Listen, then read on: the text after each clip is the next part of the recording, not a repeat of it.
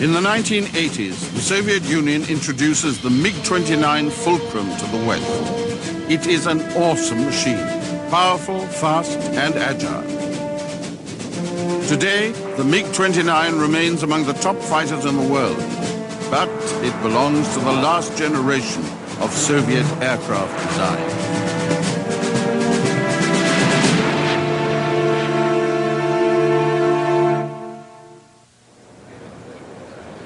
Artyom Mikoyan was the first head of the MiG Design Bureau, which was set up in the Soviet Union in December 1939. His second-in-command was Mikoyan Gurevich. The name MiG comes from a combination of the initial letters of their two names. In World War II, they produced the MiG-1 and the MiG-3 piston-engine fighters, but it wasn't until the post-war years when they began to develop jet aircraft, the MiG-9 and the MiG-15, that their design bureau began to become a legend. In the 1950s and 60s, their aircraft dominated the Soviet fighter inventory and caused Western defense authorities many sleepless nights. By 1969, Mikhail Gurevich had retired, and ill health forced Artyom Mikoyan to leave his beloved bureau forever. His last project was the MiG-23, the workhorse Soviet fighter of the 70s. Rostislav Belyakov took over as head of the bureau, which was now renamed Mikoyan. Belyakov had been working with MiG since 1941. He was a graduate of the Moscow Aviation Institute. One of his first jobs with MiG was helping to modernize the armament system of the MiG-1 and MiG-3 fighters. After the war, he became manager in charge of developing the landing gear for the MiG jets. It could be a challenging job. The Soviet Air Force always placed great emphasis on the need for robust landing gear that could survive the most primitive airfields. In 1962, Belyakov became Artyom Mikoyan's deputy. He was also Mikoyan's personal choice as his successor. Belyakov became head of the Design Bureau after Artyom Mikoyan's death in 1970. By the mid-70s, a new generation of American fighters, strongly influenced by the revolutionary MiG fighters of the 60s, was causing concern in the Soviet Union. This new generation rejected the idea that a combination of beyond visual range radar and air-to-air missiles was the ultimate approach to fighter aircraft. There was a swing back to the classic fighter, a fast and highly maneuverable machine capable of dueling one-on-one with an equally agile opponent.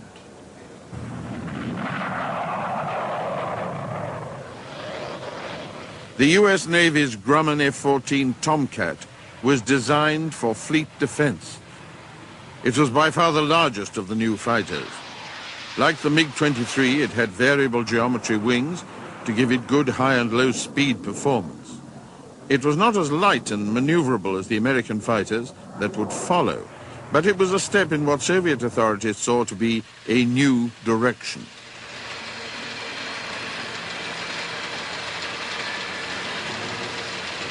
The McDonnell Douglas F-15 Eagle, on the other hand, was an incredibly flexible aircraft.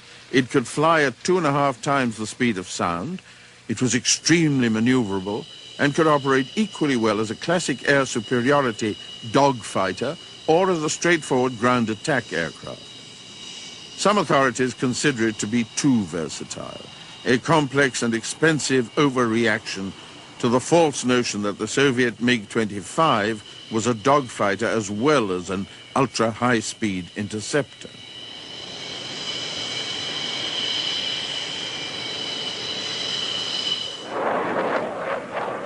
The General Dynamics F-16, though, was a pure dogfighter in the traditional sense. It was light, highly maneuverable, and much less complex and expensive than the F-15 to produce. It could also be adapted quite successfully for ground attack. It was in the price range of many Western countries looking for a straightforward, effective fighter aircraft, and the Soviets knew it was likely to be manufactured in large numbers. The fourth of this group of new fighters was the McDonnell Douglas FA-18 Hornet. It started life as a competitor to the F-16 in the lightweight fighter competition, but went into service with the U.S. Navy as a multi-role fighter to replace both the F-4 Phantom and the A-7 Corsair attack aircraft.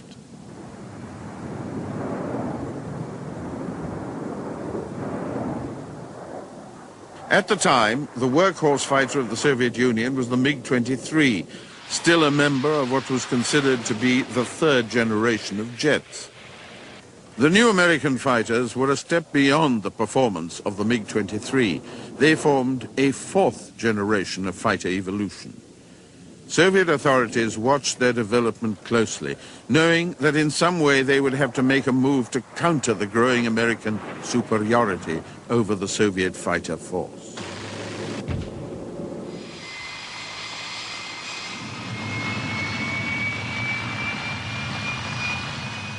The MiG-25, even though it was extremely fast and capable of excellent high-altitude performance, was not the answer. It was an all-out interceptor, and no amount of modification could transform it into a dogfighter.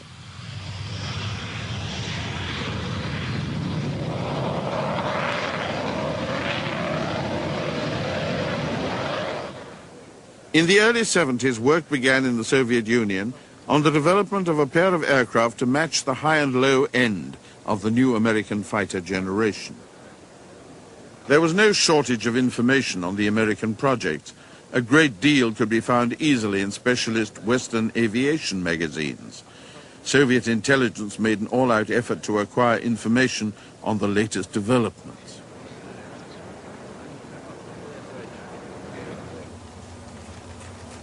The Mikoyan company's design team was originally headed by Alexander Chumashenko. Vano Mikoyan, Artyom's nephew, was deputy chief designer.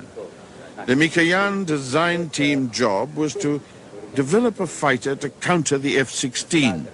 At the same time, the Sukhoi Bureau was working on a larger, more complex and more expensive aircraft in the style of the F-15. The Mikoyan Bureau's fighter would be called the MiG-29 and the Sukhoi company's the Su-27.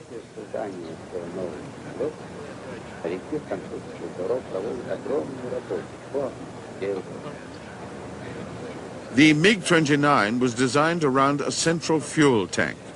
The whole structure did not have a fuselage in the traditional sense.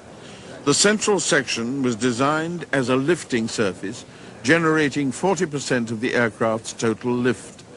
Leading edge extensions were added to the wings for efficiency at the high angles of attack needed for combat aircraft. At first, the new aircraft was known as Object 9-12. In the course of its development, several alternative configurations were investigated, including one F-15 look-alike. But the layout originally chosen was found to be more aerodynamically efficient. Soviet Design Bureau were equipped with computer technology, but relied on it much less than their Western counterparts. There's a Russian term, nakalenki, which means working with a piece of paper on your knee. It's an approach highly respected in Russia, challenging the designer's resourcefulness, often giving outstanding results at a fraction of the cost of similar results in the West. On the other hand, in the 1970s and 80s, cost was not a real factor in the design of a new aircraft. Usually, Soviet designers were ordered to produce the best results possible, regardless of cost. In the Soviet Union, the defense industries in general, and the aircraft industry in particular, had great prestige.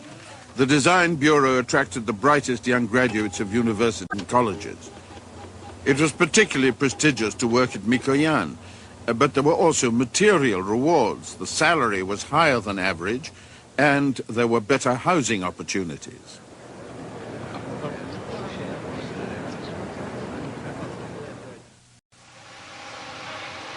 Construction work on the first prototype began in the mid-70s at the Mikoyan Bureau's prototype construction facility in North Moscow.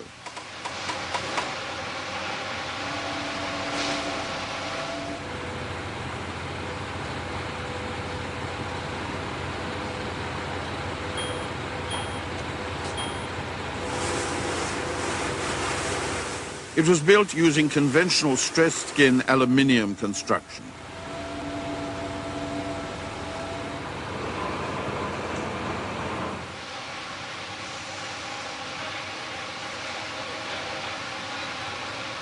On the basis of experience gained in the construction of the MiG-23 and 25, automatic welding was widely used in the airframe structure. It made production much less labor-intensive than riveting. Composite materials were used in the structure of the MiG-29 to save weight where possible.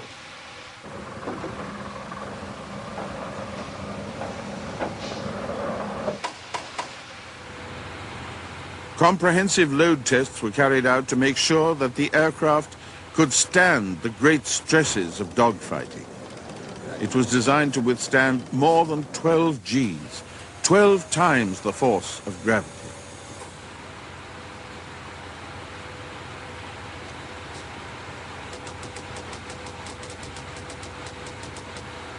Development of the radar-based weapons control system continued as the prototype was built. It was to be controlled by a pulse Doppler radar with look-down, shoot-down capability. It was to have a conventional antenna. It was to have an infrared search and track system with a laser rangefinder. The pilot was to be equipped with a helmet-mounted sight.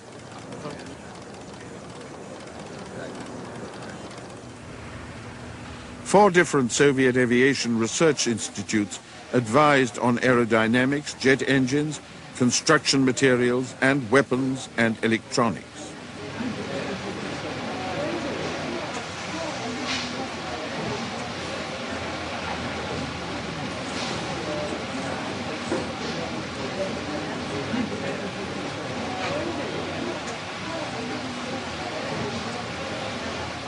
Mikhail Waldenberg, who was to take over as chief designer of the MiG-29 in 1982, once said that there is no way for a pilot to break the airframe of the MiG-29. The pilot would break first.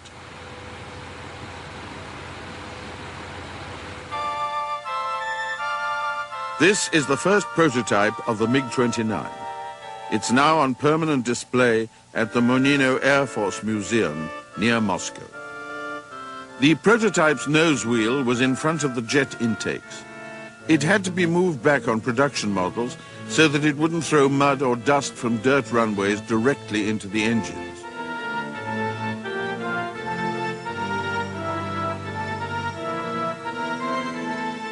Unlike its direct competitor, the F-16, the MiG-29 has two engines. The Soviet Air Force insisted on two engines as a safety factor because a number of single-engined aircraft had crashed in pilot training. The engines of the MiG-29s are not the traditional Tumanskys. They are Klima RD-33 turbofans, which produce a combined total of about 35,000 pounds of thrust. This gives the 29 an extremely high thrust-to-weight ratio of 1.12, which means that after takeoff, it's capable of going straight up.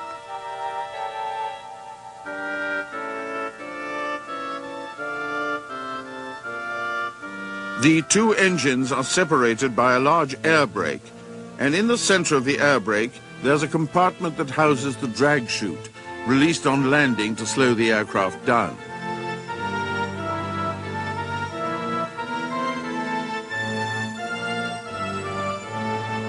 On October the 6th, 1977, Chief Test Pilot Alexander Fedotov took off in the MiG-29 prototype 901 for its first flight.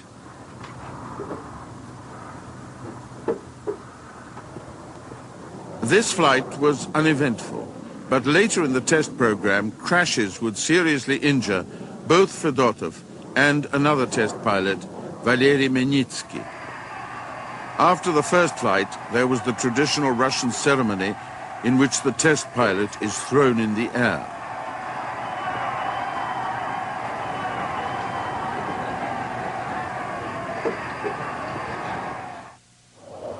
The Mikoyan Bureau chose not to install a fly-by-wire control system in the MiG-29.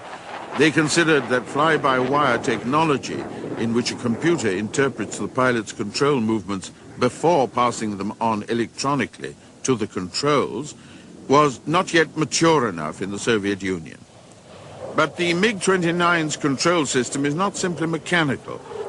It is intelligent to some extent, a step halfway between a traditional control system and fly-by-wire. Soviet pilots consider lack of fly-by-wire is not necessarily a disadvantage.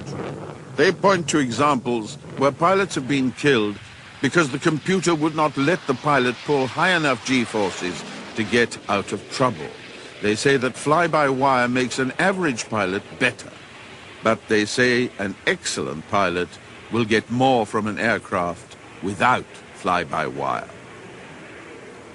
The Klymov jet engines of the MiG-29 have high thrust and relatively low fuel consumption, but they are smokier than their Western counterparts.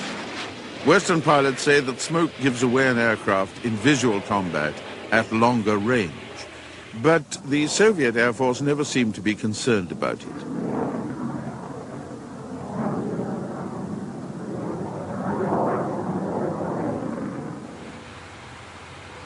The MiG-29 test and evaluation program lasted 5 years.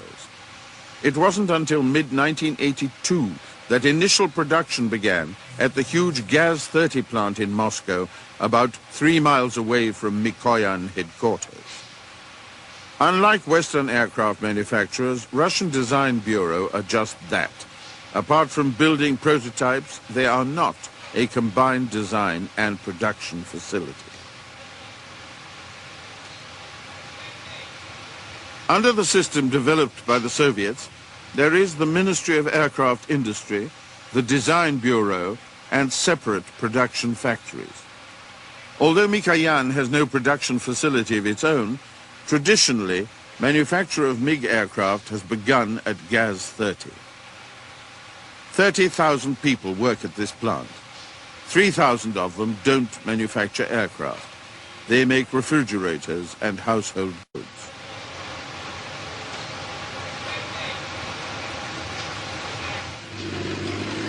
The first operational MiG-29s began to reach Soviet Air Force squadrons in August 1983. At that time, the flight test program was still going on. But initial problems of engine failure had been solved. Confidence in the aircraft was so high and the need for it so pressing that it was put into service before tests were complete.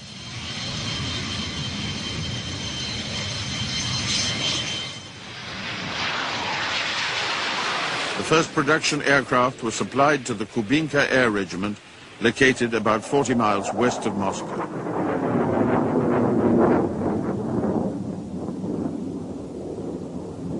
For almost 50 years, NATO has assigned code names to new Soviet aircraft as they appear. Soviet aircraft manufacturers and the Soviet Air Force have followed them with interest. Some, like the Frogfoot tag assigned to the Su-25, they found offensive. But the MiG-29's designers accepted the NATO name Fulcrum with pleasure. Russians use it as the aircraft's standard nickname.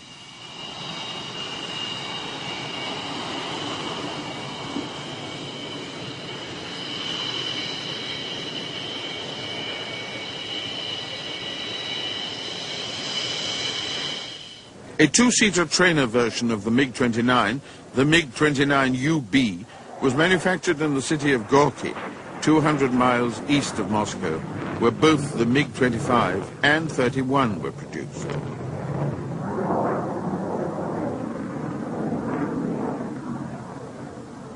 The Mikoyan Design Bureau won an important Soviet award for the MiG-29. Under the Soviet system of incentives for high-quality work, the government allocated money to build apartment houses for Mikoyan employees. About 200 families were given new apartments.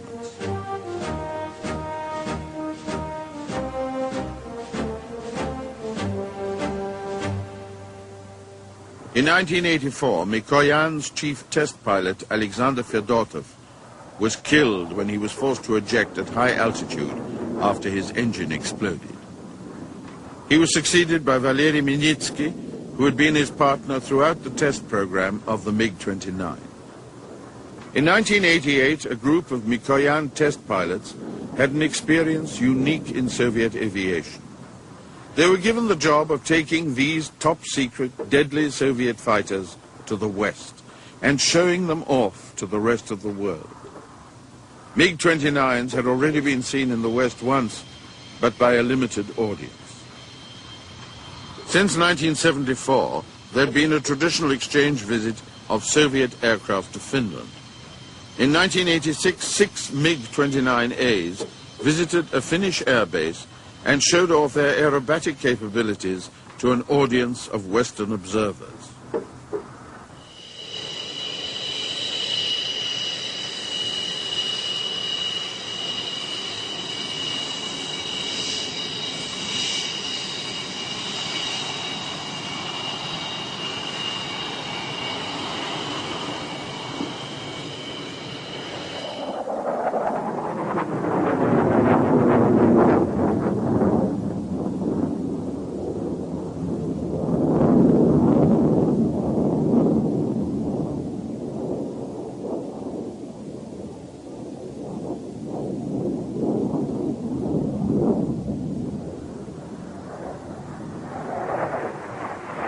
The 1988 expedition was to a much larger forum, the Farnborough Air Show in England. Mikoyan pilots Anatoly Kvochur, Roman Taskayev and Yuri Yermakov were chosen to fly a MiG-29A single-seater and a MiG-29UB trainer to England via Wittstock in East Germany.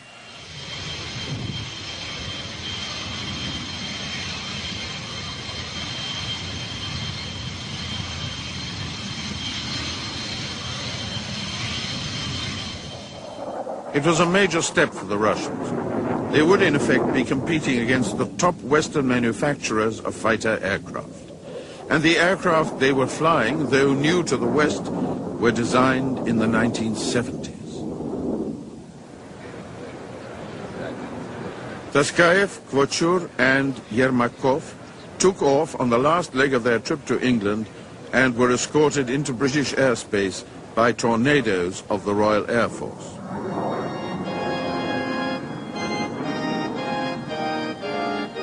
For pilots from a country with a reputation for secrecy, the Russians impressed aviation journalists and the public with their openness and direct, friendly manner. The MiG-29 also impressed the Farnborough crowd and caused a great deal of comment and controversy among rival fighter manufacturers.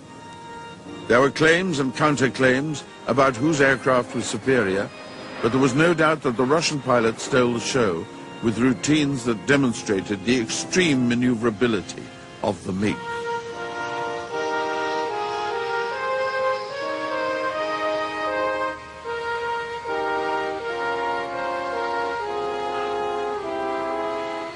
Aviation experts and laymen made the most of the opportunity of seeing state-of-the-art Soviet aircraft at close quarters. Given the intensity of Soviet relationships with the West in the post-war years, it was extraordinary to see an American General Dynamics F-16 parked right next to its Soviet rival. There are two aerobatic teams in the Soviet Air Force, both based at Kubinka outside Moscow. These pilots are the Swifts. They fly MiG-29s. The other team is the Russian Knights. They fly Sukhoi 27s.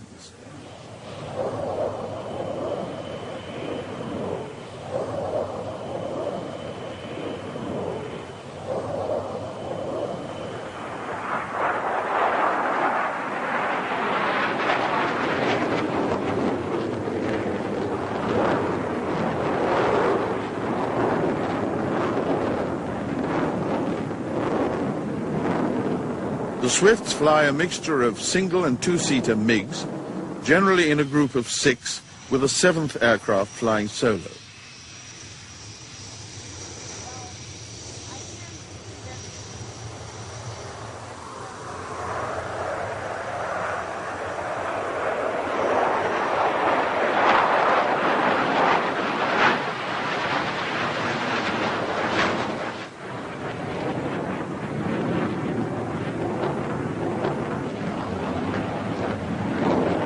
The Swifts were formed by volunteer operational pilots performing formation aerobatics in their spare time. Only relatively recently did they receive aircraft exclusively for aerobatic use, painted in their own color scheme.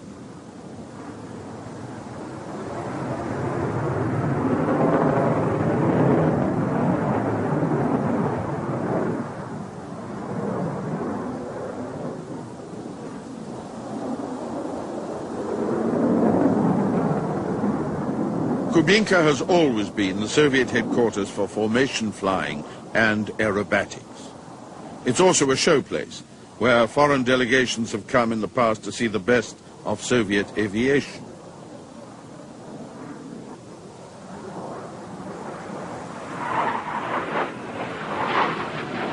These days, Kubinka holds regular air shows that are open to the public.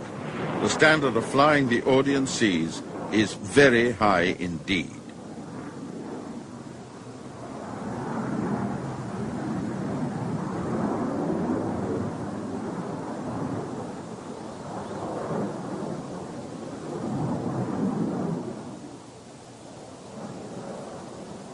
Past Soviet aerobatic teams have used MiG-17s and MiG-21s. Pilots of the Swifts say that the MiG-29 is the best precise formation aerobatic aircraft they have flown.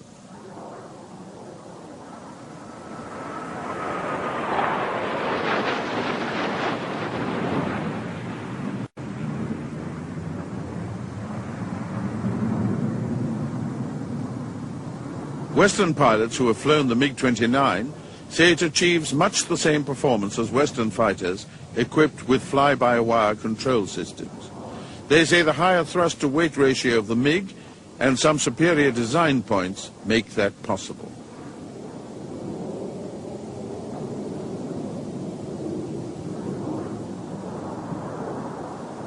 The major difference between the MiG and fly-by-wire Western aircraft is that the MiG's controls take a lot more physical effort to move. This doesn't mean that you need great strength, but full-time attention has to be paid to factors that in Western aircraft would be looked after by the computer.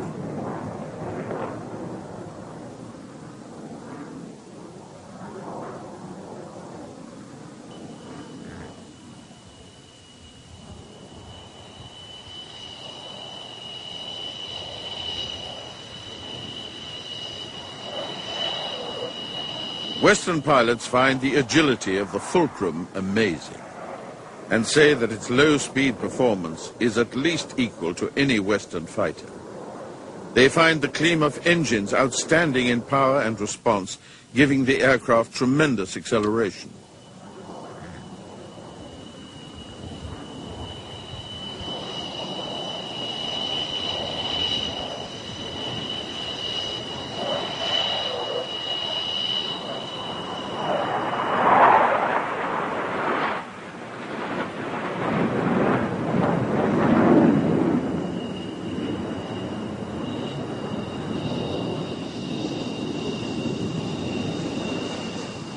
In formations like this, the distance between aircraft can be as little as 10 to 15 feet. Since MiG-29s have been appearing at Western air shows, they've created great interest. Among their repertoire are two extremely impressive maneuvers: the tail slide, in which the aircraft goes straight up and then slides down backwards, and the Cobra, in which an aircraft flying straight and level suddenly flips its nose up past the vertical and brings it down again. The Russians perform these maneuvers very close to the ground. It's spectacular, but it can also be dangerous. In 1989, at the Paris Air Show, Anatoly Kvochur's engine failed to respond, coming out of a low-level tail slide, and he was forced to eject. His MiG-29 crashed and was destroyed, but in spite of the fact that he was so low that his parachute could not open fully, Kvochur was flying again in a few hours.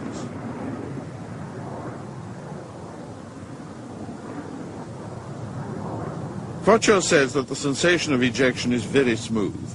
He should know. He was forced to eject once again, this time from a two-seater MiG.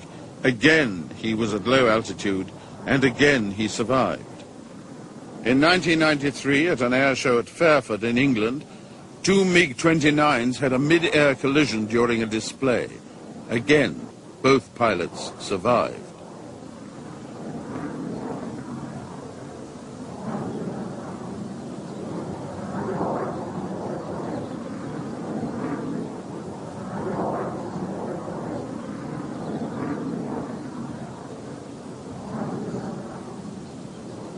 Russian pilots have at times been criticized for flying these aircraft too close to the edge of the flight envelope.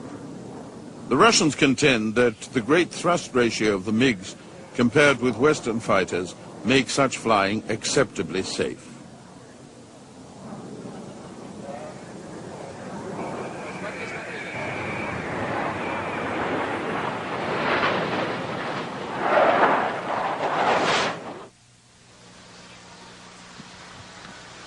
This is the MiG-29's big cousin, the Sukhoi Su-27. It's the top end of the Russian fighter inventory, designed in Soviet days as a counter to the mighty American F-15 Eagle. It's an aircraft of stunning power and performance. It's much bigger than the MiG-29 and weighs 70% more.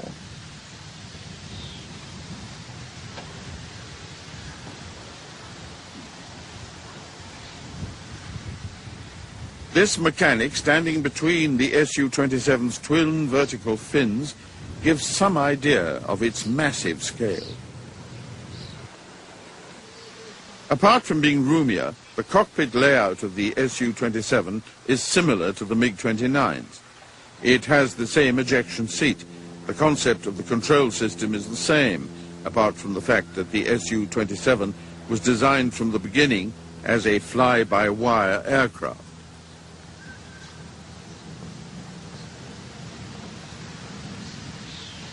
The weapons system of the Su-27 is basically the same as the MiG, but the missions of the two fighters are different. The MiG is a frontline fighter staying within 100 kilometers of its own lines. The Su-27 was designed to penetrate deep into enemy airspace.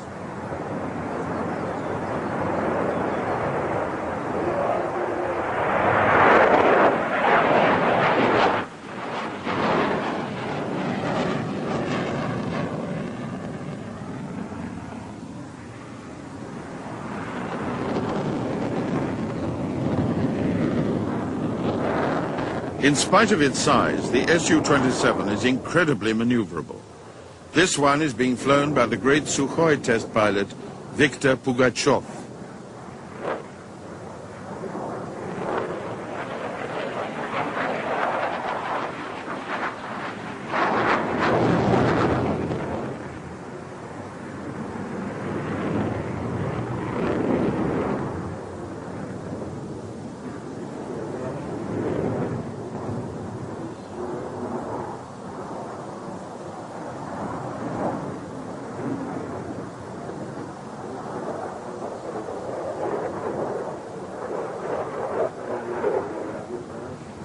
Like the MiG-29, the Su-27 can perform the tail slide at low altitudes.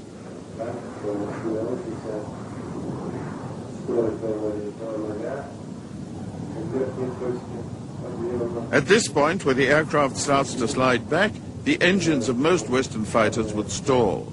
On the Su-27, it does not.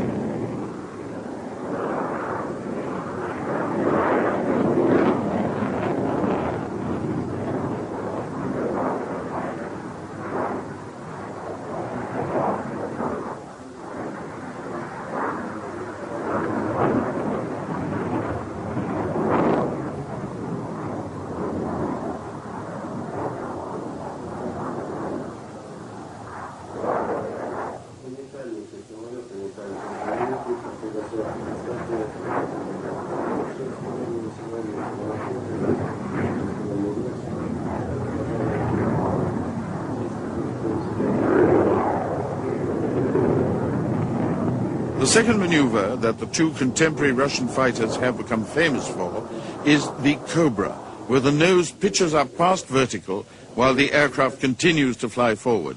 It looks absolutely impossible. Russian air show crowds have come to accept the extraordinary handling of these aircraft as normal.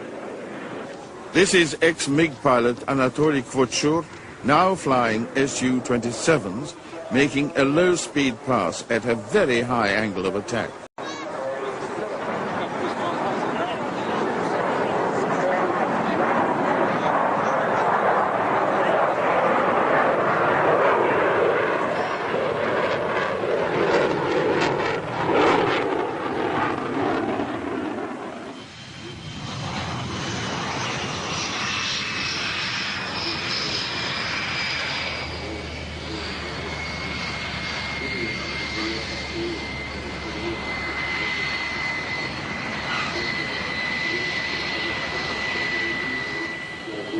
The Su-27 has a large air brake behind the pilot's canopy.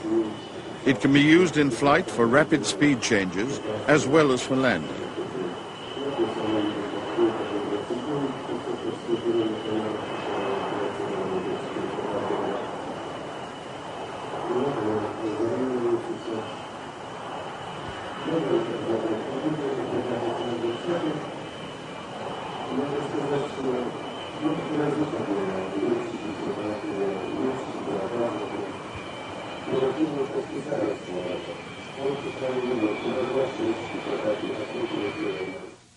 Since the late 80s, new versions of the MiG-29 have appeared.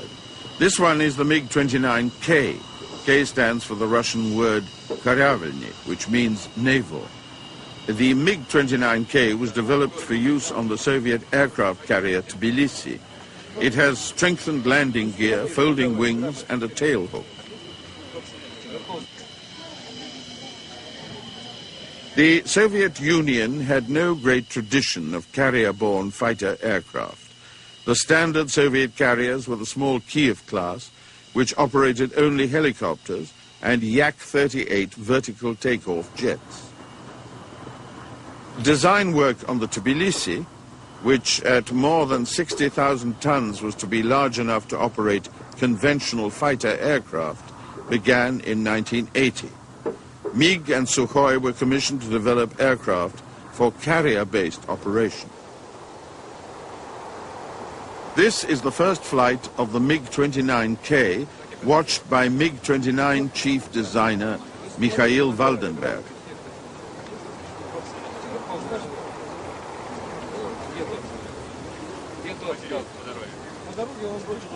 For the MiG-29K, the Klimov RD-33 engines were upgraded.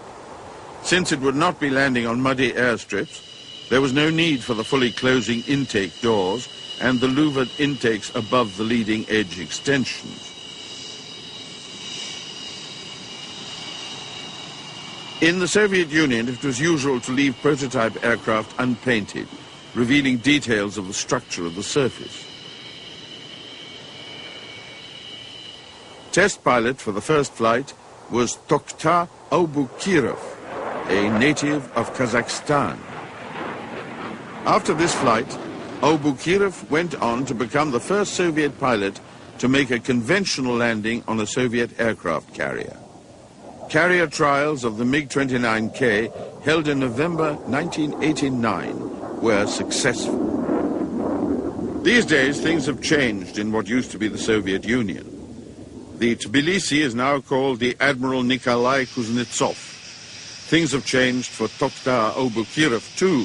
Since leaving his job as a Mikoyan test pilot, Abukirov has become the first cosmonaut of Kazakh nationality. He is now, in these post-Soviet years, the Minister for Defense for the Kazakhstan Independent Republic. The MiG-29M is another fly-by-wire variant. It carries the Russian equivalent of the most modern Western air-to-air missile. It's called the K-77, and its Western nickname is the Amaramsky.